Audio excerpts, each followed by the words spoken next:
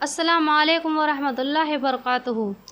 آج میں جس عنوان پہ بات کرنے والی ہوں وہ عنوان ہے موت سے پہلے موت کی تیاری۔ میری ماں اور بہنوں، ہم لوگ روز اپنی آنکھوں کے سامنے سے لحظوں کے انبار کو گزرتے ہوا دیکھ رہے ہیں۔ ہمارے اپنے بھی جدا ہو رہے ہیں، بیگانے بھی جدا ہو رہے ہیں۔ بہت سارے لوگ ہماری نظروں کے سامنے سے جا رہے ہیں۔ ایسے لوگ بھی جا رہے ہیں جن سے ہم نے دل لگایا تھا، اور ایسے لوگ بھی جا رہے ہیں جنہیں ہم جانتے نہیں۔ ہم یہ بھی سن رہے ہیں کہ اچھا خاصا انسان تھا، چند لمحوں میں اس کا انتقال ہو گیا، تھوڑا سا بخار میں انتقال کر گیا، بی پی بڑھ گیا، شوگر بڑھ گیا یا ہارٹ اٹیک آ گیا اور انتقال کر گیا۔ ہر روز کسی نہ کسی کی مرنے کی خبر سن رہے ہیں۔ یہ بہت بڑی آزمائش ہے۔ ہماری بہت ساری عورت بیوہ بن گئی، بہت سارے بچے یتیم ہو گئے۔ ہمارے سامنے ایسے بچے جن کی مسکراہٹ ابھی ختم بھی نہ ہوئی تھی کہ ان کی ماؤں کا سایہ ان کے سر سے ہٹ گیا۔ تو ہر روز ہم بیواؤں یتیموں کی تعداد دیکھ رہے ہیں دنیا میں، اور ہم لوگ فلسطین اور غزہ کے حالات بھی دیکھ رہے ہیں۔ آج سے پہلے ہم نے اتنی تعداد میں لاشیں بھی نہیں دیکھی۔ یہ ساری چیزیں ہمارے لیے عبرت ہے، نصیحت ہے۔ میری بہنوں، جانے والے ہمارے لیے یہ پیغام دے رہے ہیں کہ اپنا محاسبہ کر لیں۔ اپنی سانسوں کے اکھڑنے سے پہلے ہم اپنے رب کو راضی کر لیں، اپنے رب سے اپنے تعلقات کو مضبوط کر لیں۔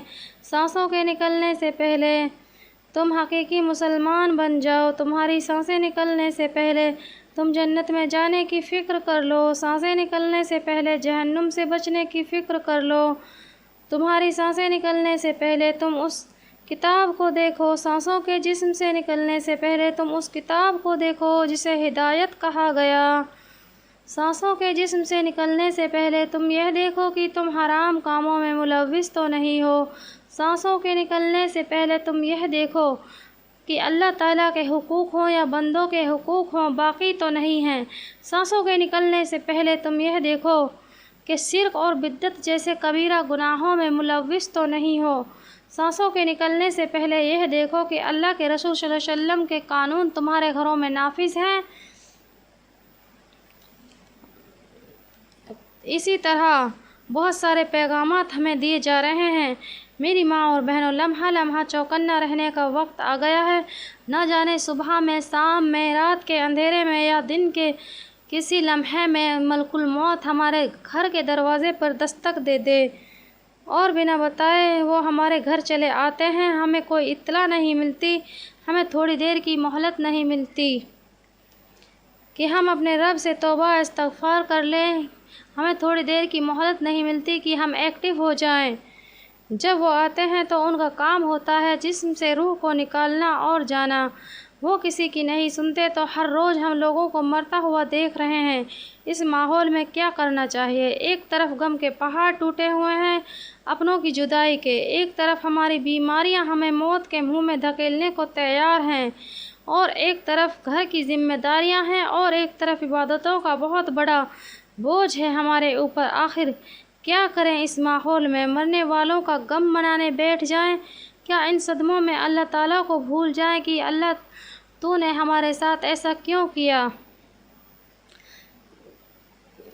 ان تمام ماحول کو دیکھتے ہوئے غفلت میں رہ جائیں کہ میرا گھر تو ان سب چیزوں سے محفوظ ہے۔ آخر کیا کریں؟ بہت سے سوال ہمارے ذہن میں اٹھ رہے ہیں۔ آئیے قرآن و حدیث کی روشنی میں دیکھتے ہیں۔ سورہ ال عمران کی آیت نمبر 185 میں اللہ تعالیٰ فرماتے ہیں کہ ہر نفس کو، ہر جاندار کو موت کا مزہ چکھنا ہے۔ قیامت والے دن تمہیں تمہارے اعمال کا پورا پورا بدلہ دے دیا جائے گا۔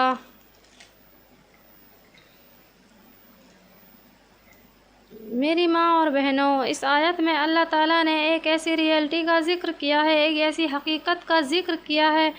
موت ایک ایسی حقیقت ہے جس کا دنیا میں کوئی انکار کرنے والا نہیں، کوئی اختلاف کرنے والا نہیں، چاہے وہ مسلمان ہو، چاہے وہ منافق ہو، چاہے وہ مشرک ہو، چاہے وہ کافر ہو۔ کسی بھی مذہب سے تعلق رکھنے والا ہو، کسی بھی علاقے میں رہنے والا ہو، سب لوگ اس بات کو مانتے ہیں کہ موت ہر حال میں آنی ہے۔ اب موت کے بارے میں دیکھیں تو ہمیں ہمارے دین میں موت کے بارے میں بتایا جاتا ہے، موت کے بعد آنے والی زندگی کے بارے میں بتایا جاتا ہے کہ تم آخرت کی تیاری کرو، کیونکہ اس دنیا میں ہم کامیاب ہونے کی تیاری نہیں کرتے، اس دنیا میں کامیاب ہونے کے لیے پلاننگ نہیں کرتے۔ پورا ایک پروسیس چلتا ہے، بچپن سے لے کے بڑھاپے تک پورا ایک پروسیس چلتا ہے کہ ہم بچوں کو سمجھاتے ہیں، ان سے کہتے ہیں کہ پڑھائی کرو، پڑھائی کرو گے تو اچھی ایجوکیشن ہوگی، اچھی ایجوکیشن ہوگی تو اچھی جاب ملے گی، اچھی جاب ملے گی تو اچھا رشتہ آئے گا، اچھا رشتہ آئے گا تو تمہاری لائف اسٹائل اچھی ہوگی، پھر بچے ہوں گے، پھر وہی سائیکل شروع ہو جاتی ہے۔ تو ان سب کا کیا مقصد ہوتا ہے؟ ان ساری چیزوں کی ہم اس دنیا میں کامیاب ہونے کی پلاننگ بھی کرتے ہیں، اگر زور دینا پڑے تو زور بھی دیتے ہیں، اگر بچوں کے ساتھ زبردستی کرنا پڑے تو زبردستی بھی کرتے ہیں، اور اگر مارنا پڑے تو مارتے بھی ہیں، اور اگر پیار سے سمجھانا پڑے تو پیار سے بھی سمجھاتے ہیں۔ تو سارا اس کا مقصد کیا ہوتا ہے کہ اس دنیا میں کامیاب ہوں، وہ کامیابی خواہش سے، خالی سوچنے سے نہیں ملتی، بلکہ والدین کی مشقت سے ملتی ہے کہ ہم والدین مشقت کرتے ہیں کہ ہمارے بچے اس دنیا میں کامیاب ہوں۔ تو اس چیز کو سمجھنا چاہیے کہ آخرت کی زندگی دنیا کی زندگی سے بہتر ہے۔ ایک حدیث پاک میں نبی صلی اللہ علیہ وسلم فرماتے ہیں کہ سمندر میں انگلی ڈال کر نکالنے پر جتنا پانی انگلی میں لگ کر آتا ہے وہ دنیا کی زندگی ہے، اور جتنا پانی سمندر میں رہ جاتا ہے وہ آخرت کی زندگی ہے اور ہمیشہ رہنے والی جگہ ہے۔ اس کے لیے ہمیں کوئی پلاننگ نہیں چاہیے۔ دنیا میں کامیاب ہونے کے لیے تو ہم اتنی پلاننگ کرتے ہیں، اتنا فوکس کرتے ہیں، اور آخرت کا ذکر آتا ہے، موت کا ذکر آتا ہے، اس کے بعد والی زندگی کا ذکر آتا ہے تو ہم ایسے ہو جاتے ہیں کہ ہمیں تو مرنا ہی نہیں ہے، موت تو دوسروں کے لیے ہے۔ اور تھوڑے لوگ یہ بھی سمجھتے ہیں کہ وہ 60 70 80 یا 100 سال کے ہو کے مریں گے۔ اگر ہم اس نظریے سے زندگی گزاریں گے تو آخرت کی تیاری نہیں کر سکتے، اس لیے اللہ تعالیٰ نے بار بار قرآن میں موت کا ذکر کیا، اور آپ صلی اللہ علیہ وسلم نے برابر صحابہ اکرام سے موت کا ذکر کیا، تاکہ ان کے دماغ میں، ان کے ذہنوں میں یہ بات تازی رہے کہ موت ہر حال میں آنی ہے، تاکہ موت کی اچھی طرح سے وہ تیاری کر سکیں۔ تو پہلی بات کیا معلوم ہوئی کہ ہمیں موت کی تیاری کرنا ہے۔ اسی طرح ایک واقعہ ہے، ایک مرتبہ نبی صلی اللہ علیہ وسلم ایک جنازے کے ساتھ گئے اور قبرستان پہنچے تو جس شخص کا انتقال ہو گیا تھا اس کو قبر میں دفنا دیا گیا، تو آپ صلی اللہ علیہ وسلم وہاں قبر کے پاس بیٹھ گئے اور رونا شروع کیا، اتنا روئے کہ آپ صلی اللہ علیہ وسلم کے آنسوؤں سے قبر کی مٹی تر ہو گئی، اور فرمایا صحابہ اکرام سے، اے صحابہ، آج اس شخص کو قبر میں دفنایا، کل تمہیں دفنایا جائے گا، آج اس سے سوالات شروع ہو گئے، کل تم سے ہو جائیں گے، آج اس نے دنیا کو چھوڑ دیا، کل تم دنیا چھوڑ جاؤ گے۔ اتنا رونے کے بعد یہ نہیں کہا کہ جاؤ تم اپنی دنیا کو اچھی بنا لو، اپنی ایجوکیشن اچھی بنا لو، اپنے بچوں کو اعلیٰ سے اعلیٰ تعلیم دینا اور اپنے گھروں کو اچھا بنا لینا، بڑے بڑے بزنس کرنا اور دنیا میں عیش کرنا، یہ نہیں کہا۔ جو آج ہماری سوچ یہی ہے، ہمارا سارا وقت اسی فکر میں ہم سارا وقت اسی فکر میں رہتے ہیں کہ کیسے ہم دنیا میں کامیاب ہوں اور آخرت سے غافل ہوتے ہیں۔ تو دوسری بات ہمیں یہ معلوم ہوئی کہ ہمیں قبر کی تیاری کرنا ہے۔ ایک بات میں یہاں کہہ دوں کہ ہمارا دین یہ نہیں کہتا کہ کام مت کرو، اچھی جاب مت کرو، صرف نماز پڑھو، صرف آخرت کو ترجیح دو، دنیا کو چھوڑ دو، یہ نہیں کہتا، یہ ہم نے خود غلط فہمی پیدا کر لی ہے، کیونکہ ہم ہمارے دین کو صحیح طریقے سے سمجھنا ہی نہیں چاہتے۔ ہم لوگ ہمارے دین کو اچھی طرح سے سمجھیں گے تو مشقت کرنی پڑے گی، دنیا کمانے کے لیے بھی مشقت کرنی پڑے گی اور آخرت بنانے کے لیے بھی محنت کرنی پڑے گی۔ ہمیں ہماری لذت کی قربانی دینی پڑے گی، ہمیں ہماری خواہش کی قربانی دینی پڑے گی، ہمیں ہماری نیند کی قربانی دینی پڑے گی، ہمیں بدعتی دعوتوں سے رکنا ہوگا، ہمیں حرام کھانے سے رکنا ہوگا۔ جب ہم ان ساری چیزوں کو لے کر نہیں چل سکتے تو اس کا نقصان کیا ہے کہ ہم لوگ آخرت کی تیاری نہیں کر سکتے۔ اگر کوئی ہم لوگوں کو آخرت کی باتیں بولتا ہے تو شیطان ہمارے دماغ میں وسوسے ڈالتا ہے کہ کیا تم لوگوں کو مرنے مرانے کی باتیں بولتے ہو، آخرت کی باتیں بولتے ہو۔ اس سے ہمیں بچنا ہے کہ جب بھی موت کا تذکرہ آتا ہے، آخرت کا تذکرہ آتا ہے، اس کا مطلب یہ نہیں کہ ہم دنیا کو چھوڑ دیں، آخرت کو ترجیح دیں۔ اس کا مطلب ہے کہ دنیا میں اپنے وقت میں سے آخرت کو بہتر بنانا ہے۔ تو تیسری بات ہمیں یہ معلوم ہوئی کہ دنیا میں کامیاب ہوتے ہوئے ہمیں آخرت کو کامیاب بنانا ہے۔